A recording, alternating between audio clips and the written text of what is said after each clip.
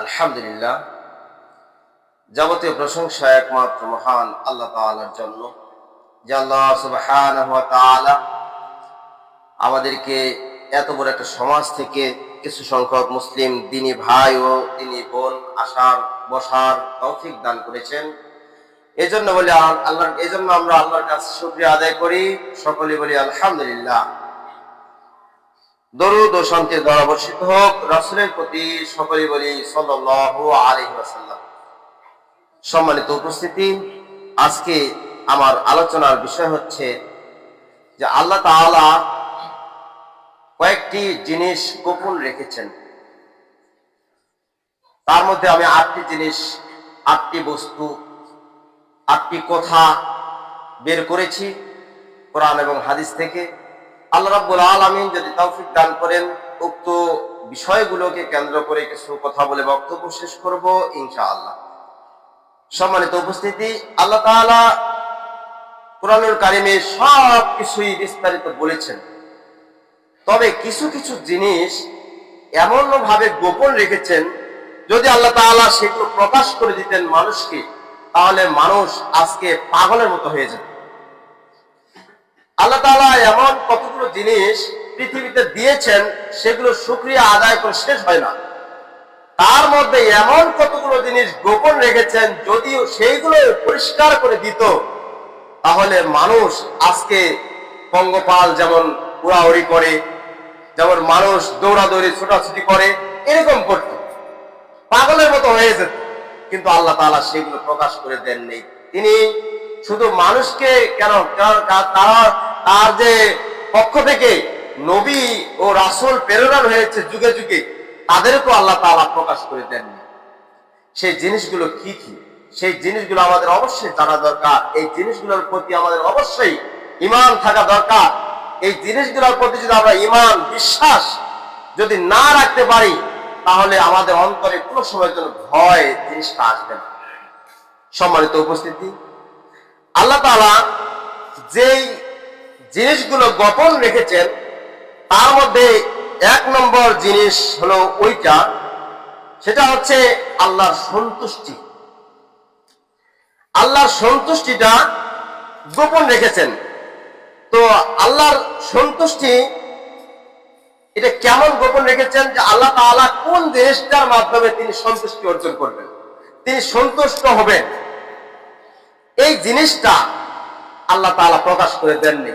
যদি আল্লাহ তাআলা এটা প্রকাশ করে দিত যে বান্দা, তোমাকে আমি সৃষ্টি করেছি, তুমি শুধু এই কাজটা করবে, তাহলে আমি খুশি হয়ে যাব।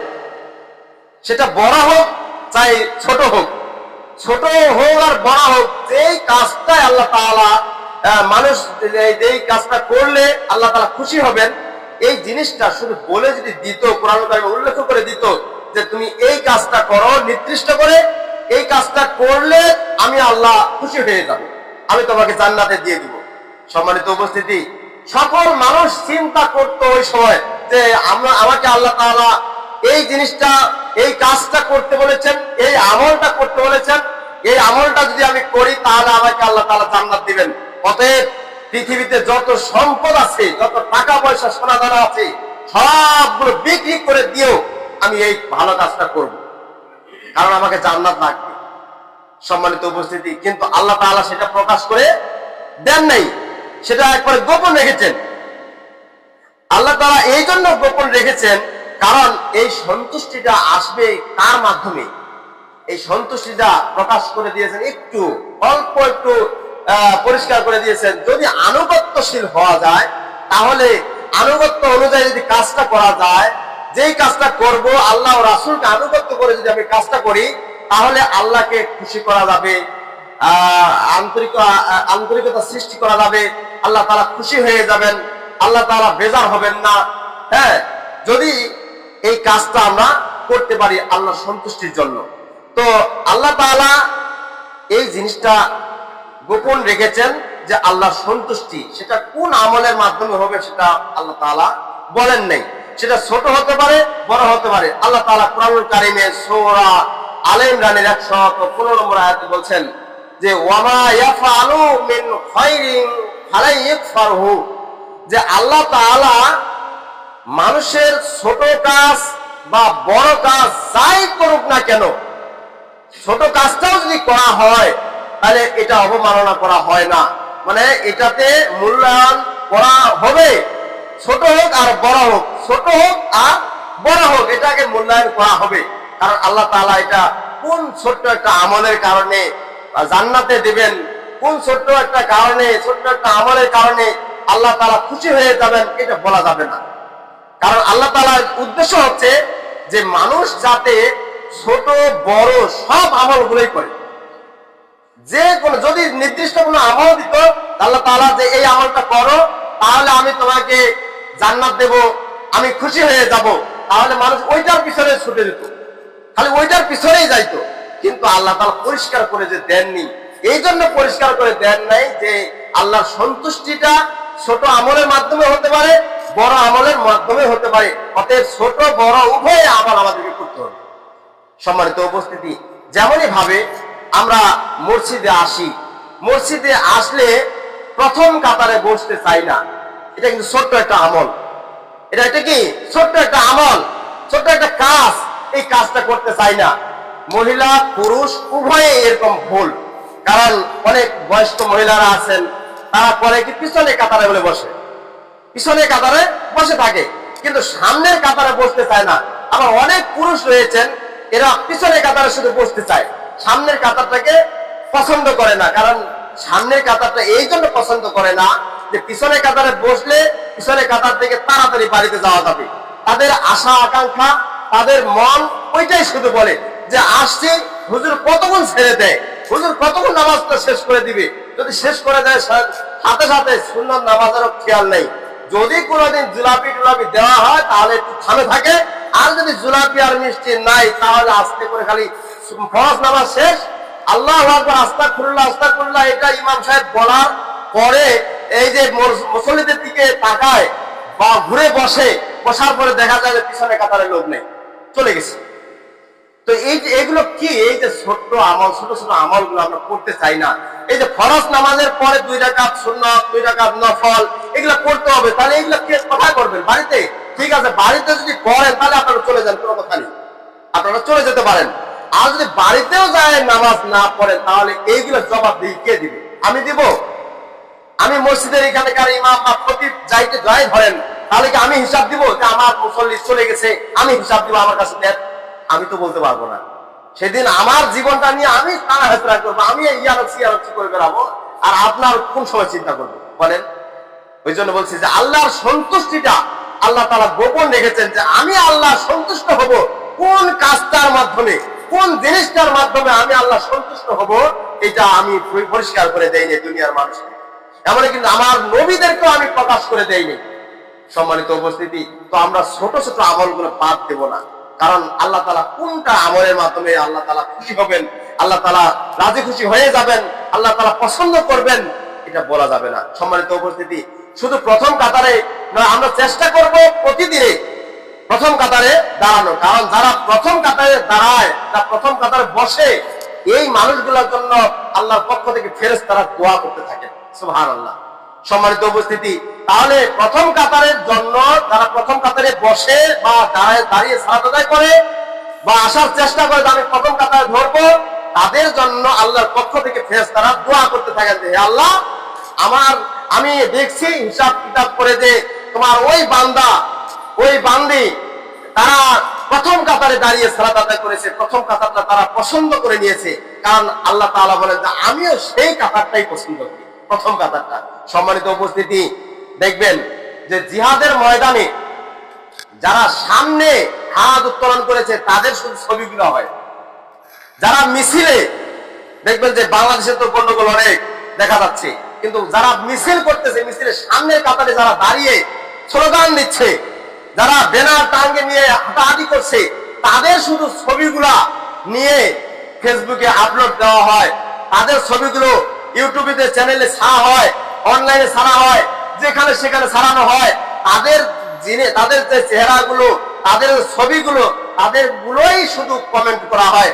তাদের ছবিগুলোই কেউ পছন্দ করলো, কেউ অপছন্দ করলো, তাদেরকে নিয়েই কথাবার্তা চললো, টকশো চলছে, এটা চলছে, ওটা চলছে, অনেক কিছু হচ্ছে, কিন্তু তারা প্রথম কাতারের মানুষ, যে তারা প্রথম কাতারের মিছিল করছে, যে এই জন্য তাদের নামগুলো ভাসে আসতেছে যে অমুক জনে অমুক দল করে আজকে তারা প্রথম কাতার থেকে, প্রথম লাইন থেকে তাদেরকে জেলখানায় নিয়ে যাওয়া হয়েছে। সে একটা পরিচিতি লাভ করে ফেললো। সে যদিও কিছু জানে, তার শরীরে কিছু নেই, কিন্তু সে একজন পাতি নেতা হয়ে বসে আছে, কারণ সে জেলখানায় আসছে। সম্মানিত উপস্থিতি, এইটা যেমন সাধারণ ব্যাপার আমরা মনে করি যে না, সামনের কাতারে যে আছে সে জয়যুক্ত হয়েছে, সে লাভবান হয়েছে, সে টাকা পয়সা পেয়েছে, সেরকম ভাবে ইবাদতের মধ্যে নিয়ে আসেন। তো আল্লাহ তাআলা বলেন যে আমার ওই বান্দা, আমি তাকে পছন্দ করি, তাকে তার উপর সন্তুষ্ট হয়ে যায় তারা প্রথম কাতারে নামাজের সময় দাঁড়িয়ে দেয়, আমি তাকেই পছন্দ করি। সম্মানিত উপস্থিতি, যুদ্ধের ময়দানে আল্লাহ রাসূল সাল্লাল্লাহু আলাইহি ওয়াসাল্লাম যুদ্ধে গিয়েছিলেন, তার প্রথম কাতারগুলোতে অনেকে চলে গেছে, কিন্তু পিছনে কাতার থেকে অনেকে ফিরে চলে গেছে। যারা ফিরে চলে গেছে ভয়ের চোটে, মানে এক কথায় জিহাদের ময়দানে তারা শহীদ হবে, তারা মৃত্যুবরণ করবে, এই মৃত্যুটাকে ভয় করার কারণে তারা পিছনে চলে গেছে। কারণ যারা পিছনে চলে গেছে আল্লাহ রাসূলকে না বলে, তারা কিন্তু মুনাফিক হিসেবে পরিচিতি লাভ করেছে, তারা মুনাফিক। সম্মানিত উপস্থিতি, আমি এটা বলি না যে আপনারা যারা পিছনে বসতেছেন তারা মুনাফিক, এটা আমি বলি না, আপনাদেরকে বোঝানোর জন্য চেষ্টা করছি। যারা জিহাদের ময়দানে বা যুদ্ধের ময়দানে তারা পিছনে দাঁড়ায়, পিছন থেকে পালিয়ে যায়, তারা মুনাফিক হিসেবে চিহ্নিত হয়। আর যারা প্রথমে আসে, থাকবে, যদি একজনও থাকে সে থাকবে, কারণ আমি জিহাদের ময়দানে এসেছি, এখান থেকে পিছপা হলে আমি মুনাফিকের খাতায় চলে যাব, আমি পিছনে যাব না। সম্মানিত উপস্থিতি, তো রাসূলের জামানায় এরকম অনেক সাহাবীর অনেক নিদর্শন, অনেক কথা, অনেক রেফারেন্স রয়েছে যে তারা যুদ্ধ করতে করতে এক পর্যায়ে যে সামনে আর কোনো লোক নেই, সব মৃত্যুবরণ করেছে, পিছনে শহীদ হয়ে গেছে, কিন্তু সামনে 6-7 জন আছে, 6-7 জনের মধ্যে অনেকে লোভের তাড়নায় পড়ে তারা চলে গেছে। একজন পর্যন্ত ছিল যে আমি এখানে থাকবো জিহাদের ময়দানে, যদি আমি শহীদ হয়ে যাই আমার কোনো আপত্তি নেই, তবে আমার ঈমানটাকে আমি বিক্রি করবো না। সম্মানিত উপস্থিতি, তাহলে জিহাদের ময়দানটা যেমন, তেমনি ভাবে মসজিদটাকে মনে করতে হবে, জুম্মাটাকে মনে করতে হবে যে আমার কাতারটা প্রথম কাতার যাতে হয়। রাসূলের জামানায় সাহাবীরা শুধু চিন্তা ধারণা করতো যে আমি প্রথম কাতারে যাব, প্রথম কাতারে দাঁড়িয়ে যাব। এরা করে কি, দৌড়াদৌড়ি শুরু করে দিত। রাস্তা দিয়ে আসতেছে 2-4 জন সাহাবী, তারা চিন্তা করতো যে ইমামের পাশে বসা যায় কিনা, এই চিন্তা করে এমনও রেফারেন্স পাওয়া যায়, দলিল পাওয়া যায়, হাদিসে আছে যে তারা তাদের কাপড় চোপড়, শার্ট কাপড় যা আছে সব ছিঁড়ে ফেলে দেয়, তার শার্ট কাপড় সব ফালাই দিয়ে তারপর প্রথম কাতারে আসার জন্য চেষ্টা করে, তাও পায় না, তাও পায় না। সাহাবীরাই বুঝেছিল যে প্রথম কাতারের কি মূল্যটা। সম্মানিত উপস্থিতি, এই জন্য যে দেখবেন, একটু চিন্তা করে দেখেন যে যারা দাওয়াত বাড়িতে প্রথমে যায় তারা কিন্তু ভালো কিছু খায়, আর যারা দাওয়াত বাড়িতে পিছনে যায় তারা হয়তো ওই যে কড়াই থেকে ঝজরানি টটরানি যা পড়া ভাত টাত সবগুলো পায়, ওইকে দিয়ে দেয়। সম্মানিত উপস্থিতি, দাওয়াত বাড়িতে যেমন প্রথম কাতারে যায়, প্রথম বেঞ্চে যাওয়ার চেষ্টা করি, তেমনই ভাবে একটা ইবাদতখানা, এখানে প্রথমে আসা হবে কেন? এখানে না হয় খাওয়া দাওয়ার আয়োজনে হয় না, তাই বলে কি আপনারা এরকম প্রথম কাতারে আসবেন না?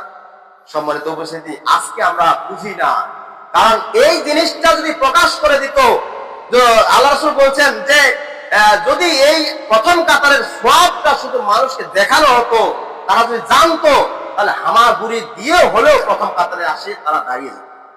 সম্মানিত উপস্থিতি, আমরা চেষ্টা করব যদি কাতারের মধ্যে একজন ফাঁকা থাকে, একটা মানুষের ফাঁকা থাকে, তাহলে ওই প্রথম কাতারটা আগে পূরণ করার চেষ্টা করব। এখন হোক চাই এখানে মুরব্বী মানুষ হোক বা বয়স্ক মানুষ হোক বা এখানে ছেলে মানুষ হোক, যাই হোক, যারাই আসবেন তারাই প্রথম কাতারে বসার জন্য চেষ্টা করবেন, পিছনে বসার চেষ্টা করবেন না।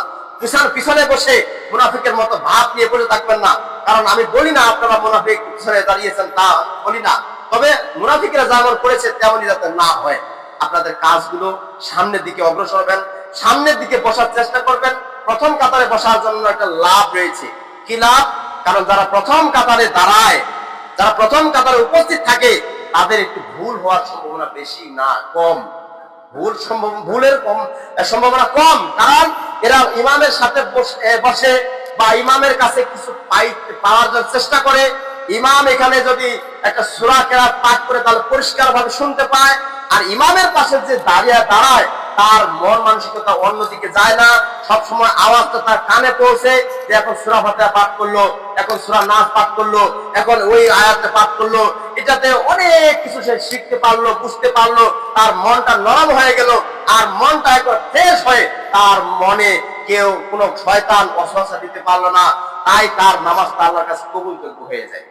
সম্মানিত উপস্থিতি, তাহলে আল্লাহর সন্তুষ্টি কোথায় লুকিয়ে আছে আমরা এটা বলতে পারবো না, তবে ছোট ছোট আমলগুলো করার জন্য চেষ্টা করবো। এই যে ছোট আমল, এটা তো ছোট একটা বড় আমল নয়, টাকা পয়সা খরচ হবে। এখানে হচ্ছে কি খালি সময়টা দিয়ে একটু জোরে আসে, আপনারা হয়তো প্রথম কাতারে বসবেন, এটাই হচ্ছে আপনাদের জন্য কি ছোট একটা আমল। এই আমলটা যাতে প্রতি শুক্রবার আমরা করতে পারি। 12টা বাজবে, আমরা গোসল করে একবারে ক্লিয়ার 5 মিনিট আগে আসার চেষ্টা করব। তাহলে প্রথম থেকে শেষ পর্যন্ত যদি খুতবা শুনি, তাহলে আমাদের জোহরের 4 রাকাত সালাত আদায় করি। এই 4 রাকাত সালাতের জায়গা 2 রাকাত জুমার নামাজ আদায় করা হয়। আর 2 রাকাত গেল কোথায়? এই 2 রাকাত পূরণ হবে ওই জায়গায়, এই যে এখন খুতবা শুনছেন এইটা দিয়ে পূরণ হবে। সম্মানিত উপস্থিতি, তাহলে খুতবা যদি অর্ধেক শুনলেন আর অর্ধেক শুনলেন না, তাহলে আপনার 1 রাকাত পূরণ হলো। তাহলে জোহরের নামাজ কি 3 রাকাত নাকি?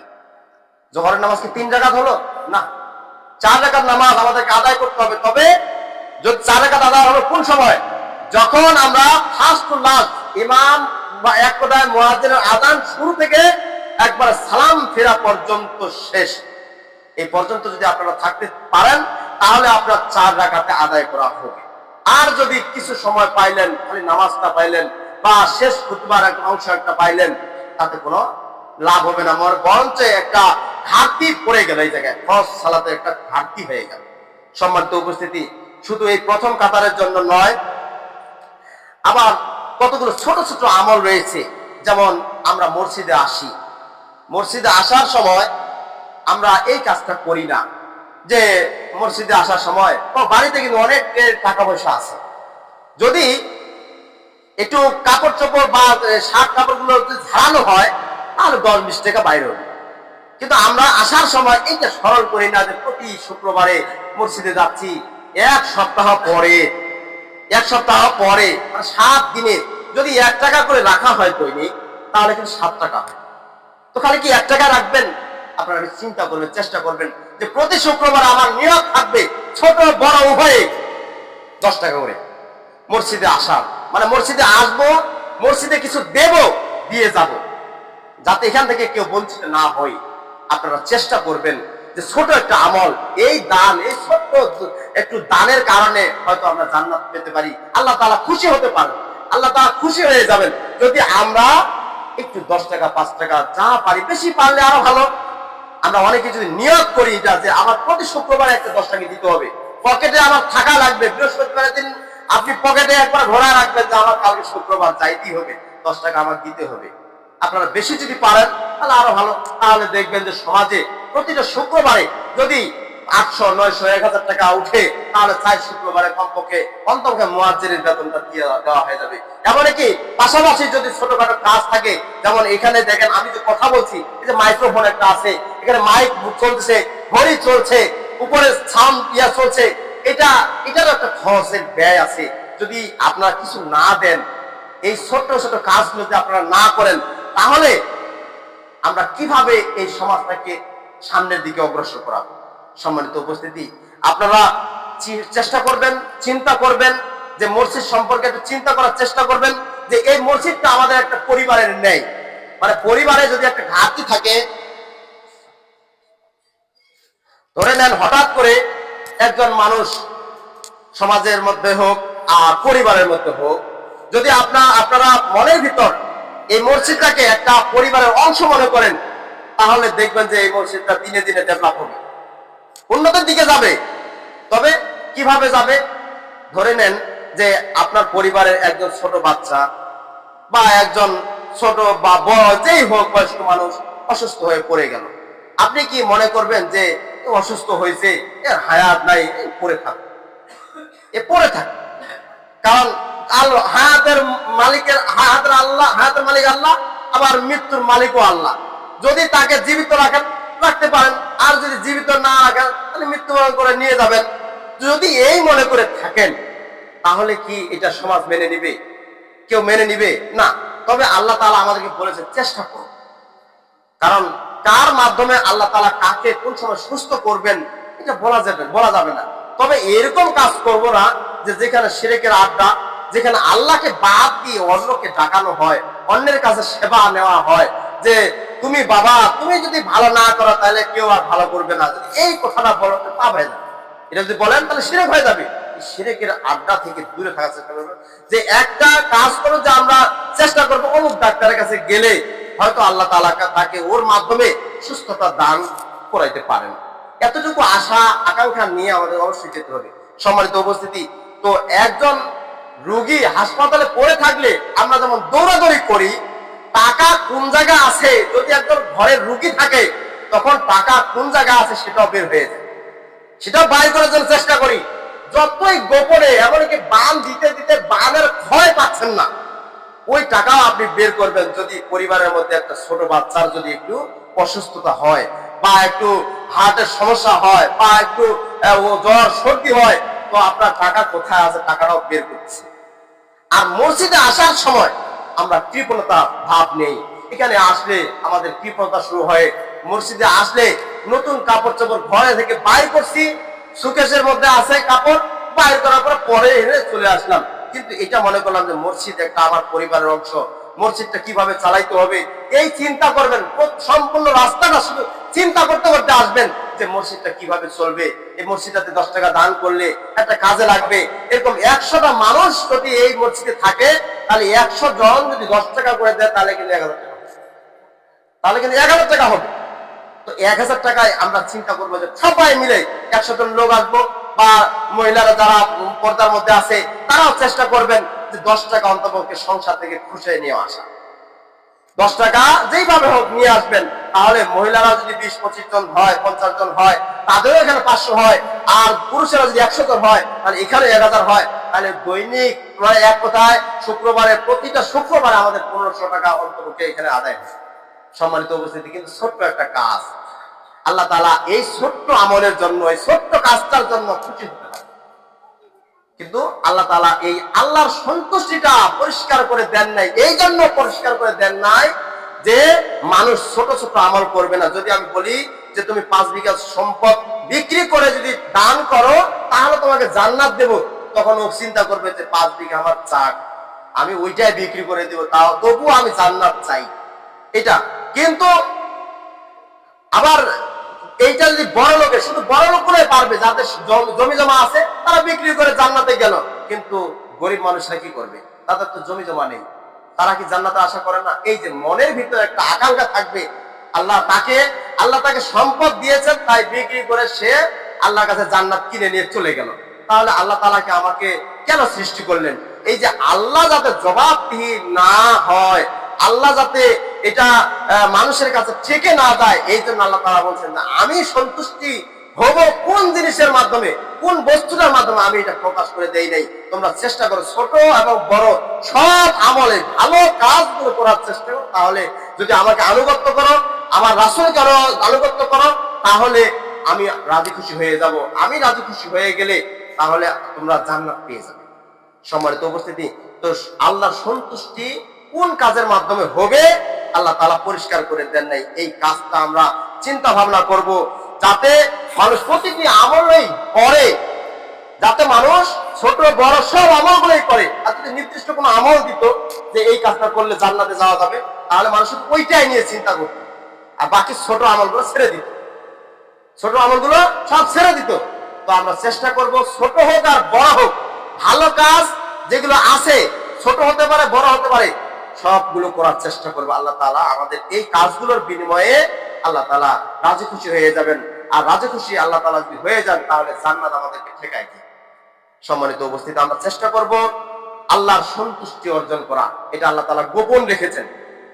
আপনাদেরকে ভয় ভয় করে কাজ করতে হবে যে এটা আল্লাহ তাআলা গোপন রেখেছেন, মানুষকে পরিষ্কার করে দেননি। 2 নম্বর, আল্লাহর গজব কোন গুনাহের মাধ্যমে আসবে এটা আল্লাহ তাআলা পরিষ্কার করে দেননি। আল্লাহ তাআলার যে গজব আসে মাঝে মধ্যে দেখা যায় যে খরা এসে যায়, আল্লাহর গজব। মাঝে মধ্যে দেখা যায় ধান কারেন্ট পোকা খায় শেষ করেছে, এটা তো আল্লাহর একটা গজব। কিন্তু এই গজব গুলো কিসের জন্য আসে, কোন গুনাহের মাধ্যমে আসে আল্লাহ তাআলা পরিষ্কার করে দেননি। আল্লাহ তাআলা যদি পরিষ্কার করে দিতেন যে তুমি এই খারাপ কাজগুলো করতেছো, এই সমাজের মধ্যে এই পাপ কাজটা করতেছো, তাই তোমাদেরকে এরকম যুগে যুগে গজব দেওয়া হচ্ছে, অতএব এই কাজটা করা থেকে বিরত থাকো, তখন দেখবেন যে শুধু ওই কাজটা বাদ দিয়ে বাকি যত গুনার কাজ আছে সবগুলো করবে।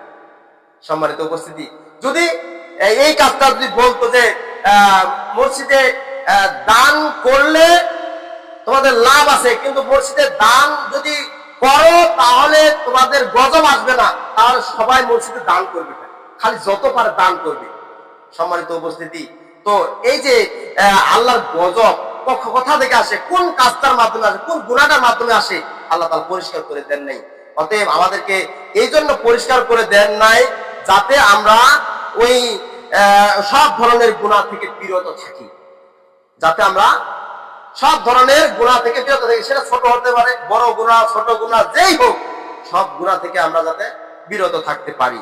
কারণ হাদিসে এসেছে যে একটি ছোট শব্দ কখনো মানুষকে জাহান্নাম থেকে জাহান্নামে নিক্ষেপ করতে পারে। ছোট একটা শব্দ, যেমন আপনি ছোট শব্দ কি, যে আল্লাহ কি আমাদের এখানে আছেন, আমার মনে হয় না নাই, এরকম যদি একটা মনের ভিতর ধান্দা নিয়ে আসেন, বা মনের ভিতর ঈমান না নিয়ে আসতে পারেন যে আমাদের নবী কি মুহাম্মদ ছিল, আপনি ঈমান হারা হয়ে যাবেন। মুহাম্মদ সাল্লাল্লাহু আলাইহি ওয়াসাল্লাম ছিল কি না ছিল এটা নিয়ে সন্দেহ পোষণ করা মানে আপনি ঈমান হারা চলে গেছেন, আপনি আর ঈমানদার নয়। কারণ যদি লা ইলাহা ইল্লাল্লাহ, আল্লাহ ছাড়া কোনো মাবুদ নেই, এটা যদি বলেন যে আল্লাহ ছাড়া মাবুদ আছেন, তারপর আরো মাবুদ আছেন, যদি এতটুকু মনে করেন তাহলে আপনার ঈমান চলে গেছে, কাটে গেছে। সম্মানিত উপস্থিতি, তাহলে একটি ছোট শব্দ, ছোট একটা বাক্যের জন্য আমাদেরকে আল্লাহ তাআলা জান্নাতে দিবেন না, জাহান্নামে নিক্ষেপ করবেন। সম্মানিত উপস্থিতি, তাহলে আমরা হিসাব করে কথা বলবো, কোন কাজটা, কোন কথাটা পাপের কথা, কোন কথাটা গুনাহ হবে, ওই কথাটা থেকে আমরা বিরত থাকার জন্য চেষ্টা করব। যদি আমরা বিরত থাকতে পারি তাহলে আল্লাহর গজব অত সহজে আসবে না। আর ওরকম ওই যে কি কয় যে ধানের যে জমিনে ওরকম কারণ প্রকার ওষুধ বেশি দিতে হবে না, যদি আপনি মনের ভিতর বিশ্বাস নিয়ে আসতে পারেন যে আমাকে ভালো কাজ করতে হবে, কারণ গুনার কাজ করা যাবে না। আমাদের এই যে ফসল নষ্ট হচ্ছে, এটা আমাদের গুনার কাজের জন্য নষ্ট হচ্ছে, কারণ ফসল আমরা উৎপন্ন করার পরে ঘরে নিয়ে আসি, ঘরে নিয়ে আসার পরে এই ফসলটা আমরা মাপ দেওয়ার চেষ্টা করি না, যে কয় মণ ধান হলো আর কয় মণ ধান ঘরে তুলবো, কয় মণ ধান আল্লাহর পথে যাকাত দেব, ওসর যাকাত বের করতে হবে, এটা আমরা করি না। তাহলে পাপের জন্য আসে না? তাহলে এটা কি পাপের জন্য আসে না? আমাদের অবশ্যই চেষ্টা করতে হবে যে আমরা যে শস্যগুলো ফলাচ্ছি জমিনে, যেগুলো আল্লাহ তাআলা আমাদেরকে শস্য দিচ্ছেন, এগুলো যাতে আমরা পরিমাণ মতো মাপে মাপে, যেগুলো আল্লাহর পথে ব্যয় করতে হবে, যেগুলো ওসর জাকাত বের হবে, এগুলো আমাদেরকে দিয়ে দিতে হবে। যদি আমরা বের না করি তাহলে 100 মণ ধানের মধ্যে ওই ওসরের ধানটাও তো আছে, মানে কি এটা একটা অপবিত্র মাল। এই অপবিত্র মাল সমস্ত সম্পদটা, সমস্ত ধান সবগুলোকে আপনার একবারে হারামে পরিণত করে দিবে। সম্মানিত উপস্থিতি, তাহলে কি আমাদের পাপের জন্য আসে না? অবশ্যই এগুলো পাপের জন্য। আমাদের মাঝে মধ্যে যে গজবগুলো আসে আল্লাহর পক্ষ থেকে, এই গজবগুলো আসার কারণ হচ্ছে আমরা ঠিক মতো নিয়ম অনুযায়ী আল্লাহর পথে ব্যয় করি না, সম্পদ থেকে ব্যয় করি না। আমরা অনেকেরই টাকা পয়সা ব্যাংকে জমা করে রাখছি, কিন্তু এই টাকা পয়সার যাকাত বের করি না। তো মাঝে মধ্যে দেখা যায় যে টাকা এক জায়গা থেকে আরেক জায়গা চলে যায়, বা টাকা পয়সা হারিয়ে যায়, অনেক কিছু হয়, আল্লাহর পক্ষ থেকে গজব, কারণ সে তো যাকাত দেয় না। সোনা রূপা ঘরের মধ্যে একবার অনেক টাকা খেয়ে দিচ্ছে, কিন্তু সোনা রূপা যাকাত আদায় করে না। দেখবেন যে কিছুদিন পরে চোরে নিয়ে চলে গেছে সম্পদ, সোনা টোনা সব নিয়ে চলে গেছে। পরে হাউ মাউ করে কান্নাকাটি করে শুরু করেছে যে আমার 2 ভরি স্বর্ণ 3 ভরি স্বর্ণ নিয়ে চলে গেছে। কেন নিয়ে গেল? এটা আল্লাহর পক্ষ থেকে এটা। কারণ চোর কার বাড়িতে যায়? যার বাড়িতে সম্পদ আছে তার বাড়িতে যায়। আর যার নিয়ম নীতি সব ঠিক আছে, আল্লাহ তাআলার পক্ষ থেকে তার জন্য তার বাড়িতে অন্তপক্ষে ফেরেশতা নিযুক্ত করেন, কারণ তার বাড়িতে বেষ্টন করে রাখেন। যদি কেউ সূরা বাকারা পাঠ করে, তাহলে যেই রাতে সূরা বাকারা পাঠ করবে ঘুমিয়ে গেল, কিন্তু তার এই সূরা বাকারাই হচ্ছে তার পরিবারের বাড়িটাতে একবার নিরাপত্তা রাখার জন্য চেষ্টা করে ফেরেশতারা, কারণ এই বাড়িতে সূরা বাকারা পড়া হয়েছে। সম্মানিত উপস্থিতি, অতএব আমরা চেষ্টা করব প্রতিটা বাড়িতে অন্তপক্ষে রাত্রে 1 রুকু হলেও সূরা বাকারাটা পড়ার জন্য চেষ্টা করব, তাহলে আমার বাড়িতে চোর ডাকাত অত সহজে আসতে পারবে না। আয়াতুল কুরসি পাঠ করব, যে পরিবারে বা বাড়িতে আয়াতুল কুরসি পাঠ করা হয়, কিসের চোর এখানে আসবে? তাকে তো বান মারা হয়ে গেছে চোরকে, চোর আর নড়বে না এখানে। সম্মানিত উপস্থিতি, তো আল্লাহর গজব আসে কোন গুনাহের মাধ্যমে? আল্লাহ তাআলা এটা পরিষ্কার করে দেন না, এটা গোপন রেখেছেন। যদি এটা পরিষ্কার করে দিতেন যে এই গুনাহটার কারণে গজব আসে, আর ওই গুনাহটা বাদ দিয়ে বাকি গুনাহগুলো সবগুলো করতেন। কারণ এইটা গুনাহ বাদ দিই, কারণ এটা যদি না বাদ দেয় তাহলে আমার উপর গজব আসতে পারে, তখন খালি ওইটা নিয়ে চিন্তা করবে। এই জন্য আল্লাহ তাআলা পরিষ্কার করে দেন নাই যে তুমি এই গুনাহটা বাদ দাও, তাহলে তোমার উপর গজব আসবে না। আল্লাহ তাআলা গজব তিনি কোন গুনাহের মাধ্যমে, গোপন, কোন গুনাহের মাধ্যমে আল্লাহর পক্ষ থেকে গজব আসবে এটা গোপন রেখেছে। 3 নম্বর হচ্ছে যে লাইলাতুল কদর রাত কোন রাতে হবে, আল্লাহ তাআলা গোপন রেখেছে। আমরা যে রমজান মাসের শেষ দশকে জাগি না, রাত্রি জাগরণ করি না, রাত্রি জাগরণ করি, কিন্তু এটা কারণটা কি? যে লাইলাতুল কদর যদি পাওয়া যায় তাহলে লাইলাতুল খায়রুম মিন আলফি শাহর, মানে কি 1000 বছর ইবাদত করলে যে সওয়াবটা পাওয়া যায়, ওই লাইলাতুল কদরের রাতটা পেলে ওই সওয়াবটা পেয়ে যায়। সুবহানাল্লাহ। সম্মানিত উপস্থিতি, আল্লাহ তাআলা সেটা পরিষ্কার করে দেন নাই যে লাইলাতুল কদরের রাত রমজানের শেষ দশকের 25 রাত্রিতে যাবে, এটা বলেন নাই। কারণ যদি এটা পরিষ্কার করে দিত যে আমি 25 রাত্রে আমি লাইলাতুল কদর দিয়ে দিব, এটা যদি আল্লাহ তাআলা পরিষ্কার করে দিত, তাহলে মানুষ খালি পরে ওই 25 রাত্রের দিন জাগরণ করবে, অন্যদিন জাগরণ করবে। তো এই জন্য আল্লাহ তাআলা পরিষ্কার করে দেন নাই, যাতে শেষ দশকের প্রত্যেকটা রাতিতে বেশি বেশি করে ইবাদত করে, বেশি বেশি ইবাদত করার জন্য আল্লাহ তাআলা এটা গোপন রেখেছেন। সম্মানিত উপস্থিতি, তারপরে কিয়ামত কবে হবে, 4 নম্বরটা হচ্ছে কিয়ামত কবে হবে, আল্লাহ তাআলা গোপন রেখেছেন। তিনি নবীকেও বলেন নাই, ইতিপূর্বে যত নবী এসেছেন তাদেরকে বলেন নাই। তবে কিয়ামত সন্নিকটে, কাছে, কিয়ামত এসেই যাচ্ছে, এরকম কতগুলো নিদর্শন দিয়েছেন, কিন্তু কোন দিন হবে কিয়ামত সেটা দেননি। তবে একটা নিদর্শন আল্লাহ রাসূল বলেছেন যে শুক্রবারের দিন কিয়ামত হতে পারে, এতটুকু। কিন্তু কিয়ামত কোন শুক্রবারে হবে এটা নির্দিষ্ট করে দেননি। আবার কিয়ামত কিভাবে চালু হবে, যেমন আল্লাহ তাআলা বলেছেন ইজা সামাউ ফাতারাত, যখন সূর্যটা একেবারে ফেটে যাবে, ওয়াইজাল কাওয়াকিবু কাসারাত, একটা তারকা বাড়ি লেগে একবারে চুরমার হয়ে পড়ে যাবে।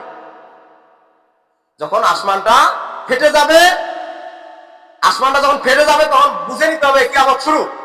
ওয়াইজাল কাওয়াকিবু কাসারাত, এবং তারকাগুলো যখন এক তারকা আরেক তারকার সাথে ডাং লাগে, একবারে আগুনের স্ফুলিঙ্গ সরে যাবে, তখন মনে করতে হবে কিয়ামত শুরু হয়ে গেছে।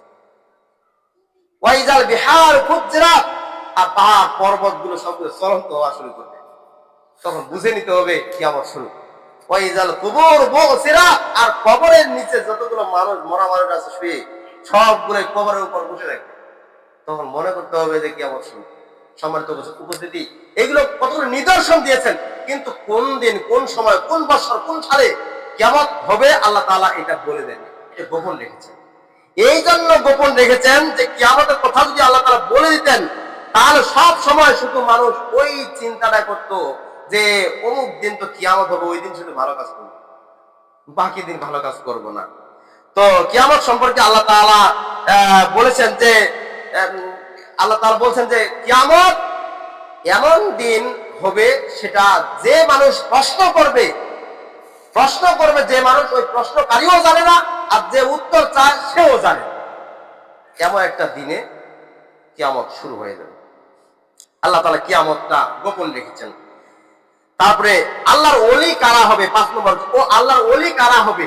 যদি আল্লাহ তাআলা পরিষ্কার করে দিতেন যে অমুক বান্দা দুনিয়ার জীবনে আল্লাহর ওলি হবে, আল্লাহর খাস নেককার বান্দা হবে, তাহলে দেখবেন যে শুধু সবাই একবারে হতাশ হয়ে যাবে যে আমরা তো আল্লাহর ওলি না, আল্লাহ তাআলা তাকেই পছন্দ করেছেন, অমুক সমাজে ওই যে সুন্দরাপুকুরী সমাজের একজন আল্লাহর ওলি হয়েছে।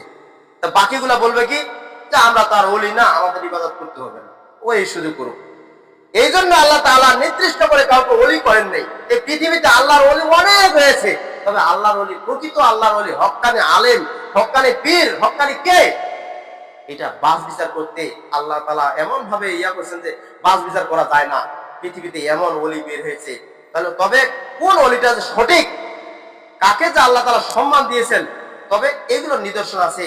যারা আল্লাহর ওলি হবেন তাদের কোনো চিন্তাও হবে না, তারা কোনো সময় দুঃখও পাবে না, তারা কোনোদিন চিন্তিত হবে না। তার যদি সম্পদ না থাকে, তার যদি সামনে খাওয়া না থাকে, তার পেটে যদি কিছু না থাকে, তারপরে সে চিন্তিত হবে না। আর সবসময় চিন্তা করবে যে আল্লাহ তাআলা আমার পাশে আছেন, আল্লাহ তাআলা যদি আমার রিজিকের ফয়সালা করেন তাহলে আল্লাহ তাআলা আমার রিজিকটা দেবেন, আমি তখন খাবো, এর আগে খাইতে পারবো না। এই চিন্তা করবে না, সবসময় আল্লাহর উপর ভরসা করবে। দুঃখ করবে না যে এমন একটা মানুষ কথা বলছে, মনের ভিতরে দুঃখ নিয়ে এসেছে, এটাও দুঃখ করবে না। বলছে বলছে ও ওর মুখ দিয়ে বলছে, আমি তো আর ব্যথিত না, আমার কি আমার আমার আমাকে যে বলছে কথাটা, এটা আমার দুঃখ পাওয়ার মতো। আল্লাহ তাআলা সেটাই খুশি হয়েছেন। সম্মানিত উপস্থিতি, তো দুঃখ কষ্ট যারা আল্লাহর ওলি হবেন তারা কোনো সময়ের জন্য দুঃখিত হবে না এবং মনের ভিতর কষ্ট নিয়ে আসবে না। সম্মানিত উপস্থিতি, তো আল্লাহর ওলি কারা হবেন আল্লাহ তাআলা পরিষ্কার করে দেন নাই। এই জন্য দেন নাই যাতে কেউ কাউকে তুচ্ছ না করে। আল্লাহর ওলি যারা আছে তারা তো আল্লাহর ওলি, ওরা ডেমাগ নিয়ে অহংকার নিয়ে থাকবে, আর বাকি মানুষগুলো তার সেবা শুশ্রূষা নিয়ে ব্যস্ততা, যাতে মানুষ তুচ্ছ। এখন আল্লাহ তাআলা সৃষ্টি করেছেন কেউ কালো কেউ ফর্সা, পৃথিবীতে কেউ আলেম কেউ জালেম হয়েছে, তবে সবাই সমান। কিন্তু যেদিন পরীক্ষার হল হবে, যেদিন কিয়ামতের ময়দানে হিসাব নিকাশ হবে, সেদিন দেখা যাবে আল্লাহর ওলি কারা, সেদিন দেখা যাবে কে নেককার বান্দা, কে জান্নাতি আর কে জাহান্নামী। সেদিন পরিষ্কার ভাবে আমরা উত্থাপন করবে আল্লাহ তাআলা, আমরা সবাই দেখতে পাবো যে ইনি দুনিয়ার জীবনে ওলি ছিল, কিন্তু দুনিয়াতে বোঝার কোনো ক্ষমতা নেই, কারণ আল্লাহ তাআলা এটা গোপন রেখেছেন। আল্লাহ তাআলা এটা গোপন রেখেছেন, কাকে আল্লাহর ওলি বানাইছেন আল্লাহ তাআলা এটা গোপন রেখেছেন। যদি পরিষ্কার করে দিতেন তাহলে সবাই চিন্তিত হতো, তুচ্ছ মনে করতো, নিজের জীবনটাকে তুচ্ছ মনে করতো। আমি একটা জীবন পেয়েছি, আল্লাহ তাআলা আমাকে আল্লাহর ওলি বানাইলো না, আল্লাহর একটা খাস বান্দা আমাকে বানাইলো না, অতএব আমি আমার মনটা খুব দুঃখে ভরা। এরকম কথাগুলো যদি না বলে, এই জন্য আল্লাহ তাআলা পরিষ্কার করে দেননি, গোপন রেখেছেন আল্লাহর ওলি কে হবে। এরপরে আল্লাহ তাআলা এই জিনিসটাও 6 নম্বর পয়েন্ট, সেটা গোপন রেখেছেন। সেটা কোনটা? যে কার আমল গ্রহণযোগ্য হবে। আল্লাহ তাআলা এটাও গোপন রেখেছেন যে কার আমলটা, আমরা যে এত আমল করছি, ছোট বড় যতটুকু পারছি আমাদের সাধ্যের ভিতর, কার আমলটা আল্লাহর নিকটে গ্রহণযোগ্য হবে আল্লাহ তাআলা পরিষ্কার করে দেন। আল্লাহ তাআলা পরিষ্কার করে দেন নাই যে উনার আমলটা, উনি পৃথিবীতে একবারে 6 ঘন্টা, খালি 7 ঘন্টা 10 ঘন্টা 24 ঘন্টায় শুধু ইবাদত করে, ওর আমলটাই বুঝি গ্রহণযোগ্য না। আল্লাহ তাআলা পরিষ্কার করে দেন।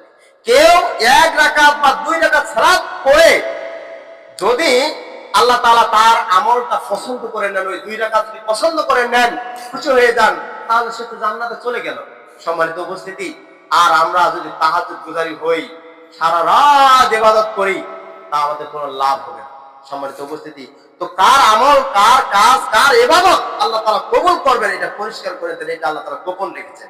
এই জন্য গোপন রেখেছেন যে যাতে মানুষ আমলের পর অহংকার না করে এবং সৎভাবে করতে থাকে। মানে আমল করার পরে যে সারা রাত ইবাদত করেছে, সকালবেলা একেবারে গোটা এলাকা ঘুরে বেড়াচ্ছে, আমি ইবাদত করেছি, আল্লাহ তাআলা আমার আমলগুলো কবুল করে নিয়েছেন, এই যে অহংকার করে বেড়াবে, এটা যাতে না করে।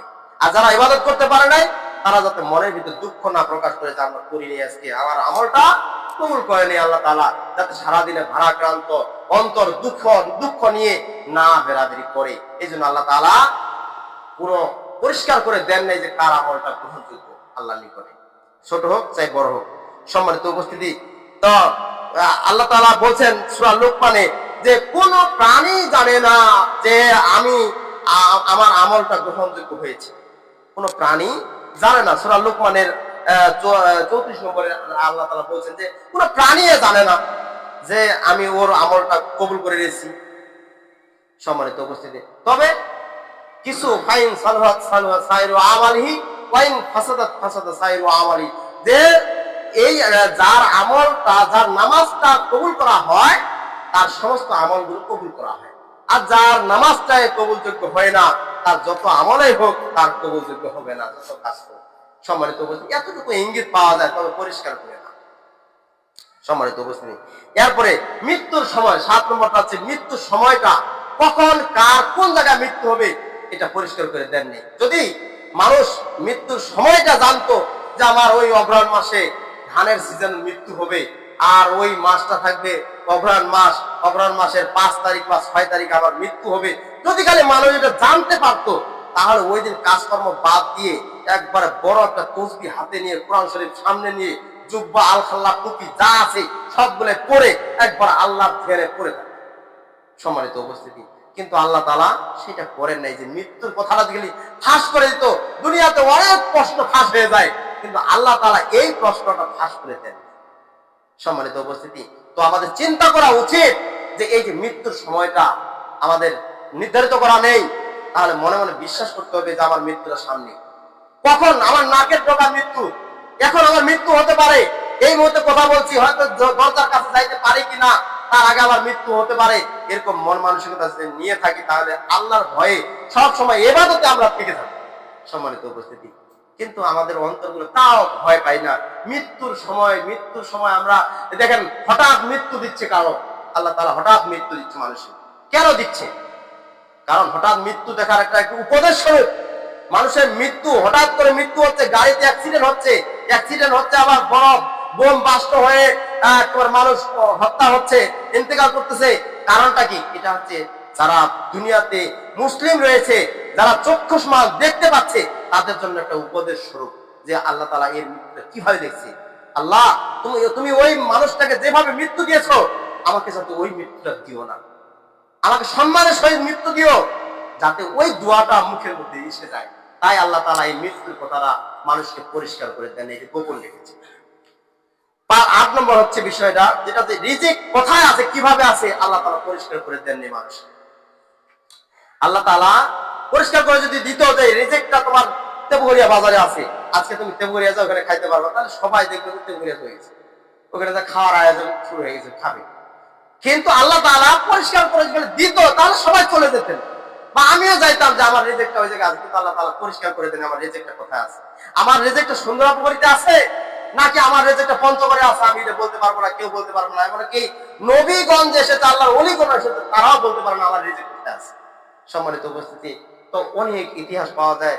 রাসূল বসেছিলেন, মুসল্লায় বসেছিলেন, কিন্তু তার পেট পাথরে একবার চাপা দেওয়া ছিল, যে তার খিদায় পেট চৌচির হচ্ছে। এমন সময় আরো মানুষ আসছে, আরো সাহাবীরা আসছে, তারাও একবারে